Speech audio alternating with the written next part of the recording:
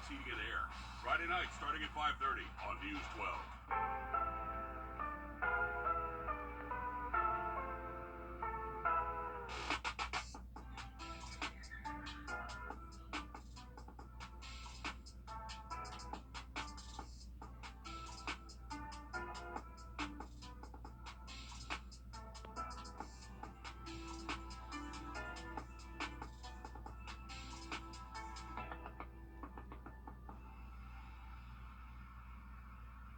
No matter where you live, if you're injured...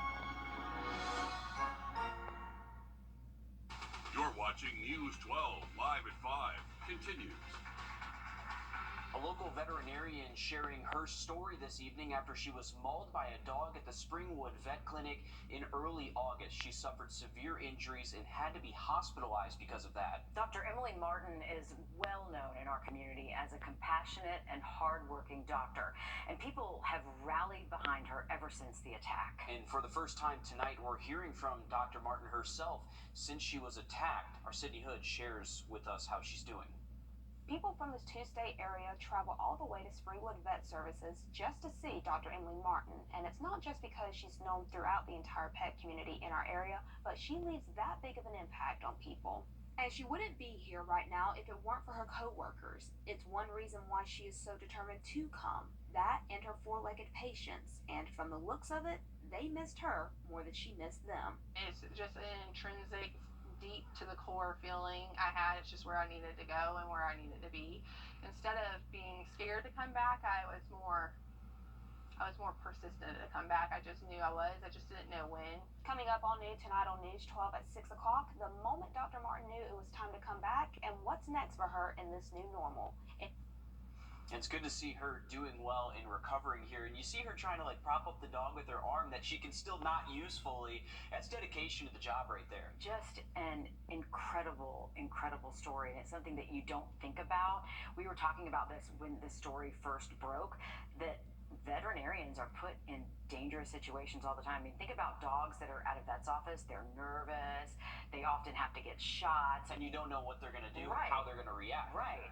So, wow. very dangerous job. Yeah, it kind of brings that to the forefront and kind of makes you even more respect what vets like her do every single day. Absolutely. And she does a lot of great work for the community as well. We're glad to see her back and recovered as well. Absolutely. And weather-wise today is minutes. All right, thanks for that, Riley. Strom Thurmond High School remembering the life of one of their own. English teacher Jacqueline Ballard passed away a little more than a week ago. The Edgefield County School District saying she'll be remembered for her tremendous examples of kindness and compassion that she shared with everyone she came across. In my own words, I would describe Jackie as lovable, kind, genuine, book guru, because she loved literature. And Jackie was just an amazing person. All new on News 12 at 6 o'clock tonight. Taylor Martin shares with us how Ballard's colleagues are going to remember her legacy.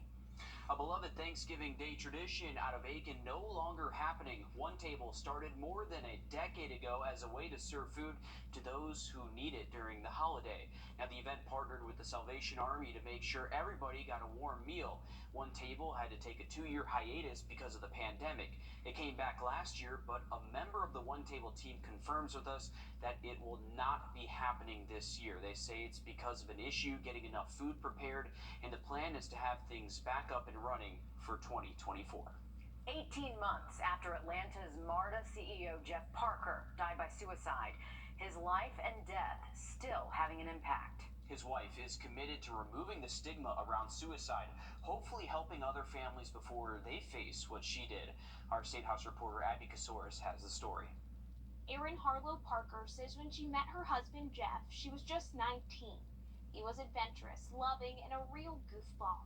When he would use air quotes, he would do it like this. And of course we know it's this. And so we would say, it's not this. But he would just continue to do it. And I think it really just became a sort of inside family joke. One of his proudest moments captured in this photo on his first day as the CEO of MARTA. Incredibly passionate about public transit and connecting people. On January 14th, 2022, Jeff unexpectedly died by suicide Erin and her 2 daughters decided almost instantly they wanted to call it what it was, a suicide. It's really easy to get into a place where you begin to go down the rabbit hole of what did I do wrong? What could I have done differently? How did I miss this? Erin says her husband gave no signs that he may have been struggling. Instead of sitting around and questioning why, she's channeling her energy into helping others. As a nurse for Children Health Cares of Atlanta Strong for Life program, the group helps connect therapists, nurses, and experts to children to talk about their feelings. Erin says suicide can happen to anyone, but it can be prevented by connection, talking about it, and expressing feelings. We as humans aren't born knowing how to express our feelings, right? It's something we have to learn and practice. You should get involved if you notice someone has extreme mood swings, substance abuse issues, withdrawing from friends, or taking dangerous risks. I would want someone who is struggling to understand that suicide does not have to be the answer, that they are loved, there's help and support out there. In Atlanta, I'm Abby Kasoris. We're starting to learn how much of an impact the Ironman competition had on our economy. The official numbers still being crunched tonight, but the Ironman regional director tells us the economic boost is somewhere between $8 and $10 million. And through the Ironman Foundation, an estimated 15,000 to 20,000 will go back to local and regional charities. In the coming weeks, we should know more, and we'll keep you updated. Now that fall is in the air, North Augusta is getting into the Halloween spirit. Banners are starting to appear for the 37th annual Jack-O-Lantern Jubilee. It's a 2-day festival with live music and vendors held right on Georgia Avenue. This year, music performers will include 7-time Grammy Award winner Toby Mac and Sister Hazel. This event will kick off Friday, October 27th and run through Saturday, the 28th. If you're interested in renting a vendor space to sell food and crafts, there's still time to register, but spots are going fast. For the first time in years, South Carolina has the drugs needed to perform lethal injections. Just ahead, how one family hopes this will finally bring an end to their long battle with justice. Well, we have now had 2 days straight of high temperatures well below average in the 70s, but we are starting to warm things up as we close out the week. We'll have that full forecast next. Time and temp. Brought Conditions. Low temperatures down in the upper 50s next week, and those high temps look to remain in the low 80s Monday through next Thursday. All right, thanks, Riley. South Carolina recently announcing this month that the death penalty by lethal injection will soon restart after years of issues getting a hold of the necessary drugs. Michaela Evans shows us how this could be a sign that justice could finally be served for some families. It's been nearly 20 years since Roger Turner sprinkled his Sunday, staying nice and dry for any outdoor plans you have. And really for the next 7 days, we're going to close out the month of September and start the month of October with some beautiful conditions. Low temperatures down in the upper 50s next week, and those high temps look to remain in the low 80s Monday through next Thursday. All right, thanks, Riley. South Carolina recently announcing this month that the death penalty by lethal injection will soon restart after years of issues getting a hold of the necessary drugs. Michaela Evans shows us how this could be a sign that justice could finally be served for some families. It's been nearly 20 years since Roger Turner sprinkled his father's ashes here in Murrells Inlet as his killer has sat alive on death row. He tells me now with lethal injections back on the table, he hopes to finally get some closure. He was just there in his latter years when I needed him. If I was broken out on the side of the road or if I needed help or something like that, who do you call? Call your dad. Turner says he did not need to call his 74-year-old father, Henry Turner, often because he was always by his side, usually enjoying peaceful days by the water. We used to come here and walk out here in the inlet and get oysters and things like that. And we spent time here fishing and just enjoying each other's company. The good times suddenly came crashing down in April 2005 when this man, Stephen Stanko, shot and killed Turner's father in cold blood. Stanko also murdered his own girlfriend and attacked her daughter, who survived. A judge later sentenced Stanko to death, and Turner tells me he thought the nightmare was over. Once his appeals were done, I was under the impression that, hey, then the execution would go forward then. Instead, Stanko has sat on death row for nearly 20 years, with the state unable to execute anyone since 2011. But just last week, South Carolina announced a recently passed bill paved the way for the state to finally get its hands on lethal injection drugs. And Turner says It's time to finally put this nightmare to bed. I've forgiven him, but he's got to answer for what he did. So as far as the chemical being able to be used now, now's time to use it. Back at the inlet, Turner looks at this picture of his dad taken the day before his death and is thankful for the impact he made on others. People that knew him knew that he was a friend to everybody. He would help anybody and everybody that he met. I mean, he was a mason, a shriner, a jester, and he was just an all-around great guy. Now, it is unclear when lethal injections could start back up. According to SCDC, there are currently 34 death row inmates in South Carolina. If you have a smartphone, you're going to get an alert next Wednesday. What's it all about, and is it going to be cause for alarm? I'm Jamie Tucker. What you need to know about this test coming up. First alert. Just call George C. Gentry Lawyers at all nights. Next Wednesday, October 4th, almost every single smartphone in the country will get a text message alert from the National Emergency System. It's a test and only a test, but it has many of us wondering, what should we expect? Our consumer tech reporter Jamie Tucker explains. Getting help is easy. Just call George C. Gentry Lawyers at all nights. Next Wednesday, October 4th, almost every single smartphone in the country will get a text message alert from the National Emergency System. It's a test and only a test, but it has many of us wondering, what should we expect? Our consumer tech reporter Jamie Tucker explains. The United States has two alert systems, one for radio and television and one for wireless devices, namely smartphones. And next Wednesday, October 4th, every smartphone in the country will receive an alert and a text message. According to FEMA, the text will be similar to one sent to phones back in 2018 that said, "Presidential alert, no action is needed." The test is to make sure the wireless emergency alert system works and is effective. Some phones will not receive the alert. Phones that are off or in airplane mode. Phones that are connected to a VPN, a virtual private network. Phones that have opted out of receiving government alerts, and phones that are not connected to a cell site broadcasting the alerts. But if you're in an office or around other people, you will hear an alert sound from other phones.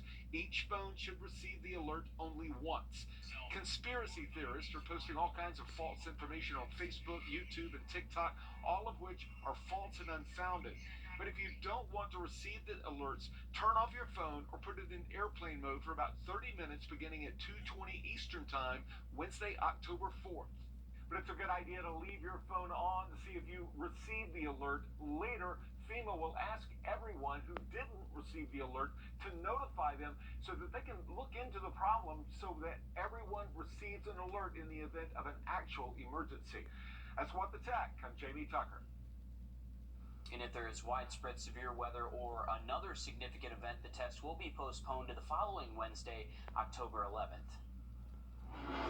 Well, live at 5, the inaugural People's Choice Country Music Awards is about to get underway in Nashville, Tennessee. Soon, some of the biggest names in country music will hit the red carpet ahead of the ceremony, which starts at 8 our time. You are looking there at a shot as a reporter gets ready to just basically kind of roll out all of the stars arriving. Absolutely. Yeah, polls decide the winners of categories including the People's Artist, the Song of 2023, the Concert Tour of 2023, and more. The Nashville-based quartet Little Big Town will host the event. That's pretty cool. The awards will air live across NBC and will be streamed live on Peacock. If you miss any of the action, we'll have a recap of the category winners tonight on News 12 at 11 o'clock.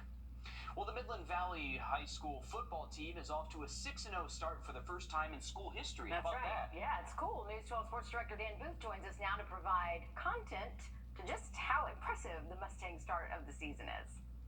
Meredith and Will, the Midland Valley Mustangs were 4-0 for the first time in school history. Then they were 5-0 for the first time in school history, and now they're 6-0 for the first time in school history after last week's 77-0 win over Swansea to get them to 6-0. After a few down years, the Valley are exploding with pride for their Mustangs, and for good reason. The combination of their unparalleled, powerful running attack and their ability to play with a physical edge on that defensive side of the ball has helped them outscore their opponents by a total of 140 points through their first 6 games. There are over 20 seniors on this year's roster, led by running back Trayvon Dunbar, whose impact has been felt from the second he stepped on campus. He was here for a week, 4 days. By that Friday, we had 20 guys on the practice field getting extra work. I mean, that was the impact. Obviously, on Friday nights, you can hand him the football, and he's going to do what he does best. But, you know, it was just more one of those things of just showing people, hey, if I'm going to be the caliber of player I think I am, here's the amount of work that I have to be put into to get to that point. The Mustangs are off this week, but next Friday, they continue their historic season on the road against the Airport Eagles. You can watch our full 20-minute interview with Coach Chapman on WRDW.com.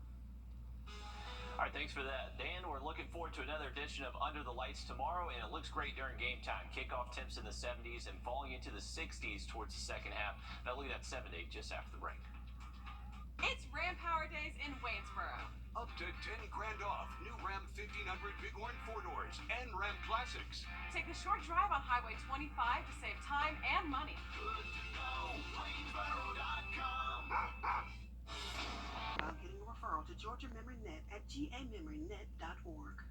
Hey, it's Anna Christina inviting you to celebrate Jimmy's Home Furnishings anniversary sale. We're offering 36 months of interest-free financing. Any furniture purchased off the showroom floor can be taken with you or delivered within 24 to 48 hours. As always, we have free delivery for our active duty and retired military. 2 miles off exit 190 on the corner of Horizon South Parkway. From our family to yours, thank you for your support over the last 6 years. We look forward to many more. Jimmy's Home Furnishings, where it feels like home.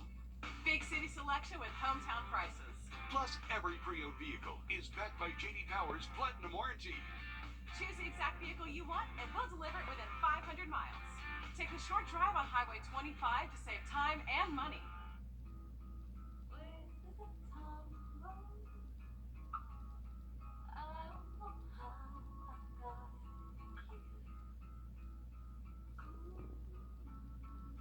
You've done the hard part. You quit smoking.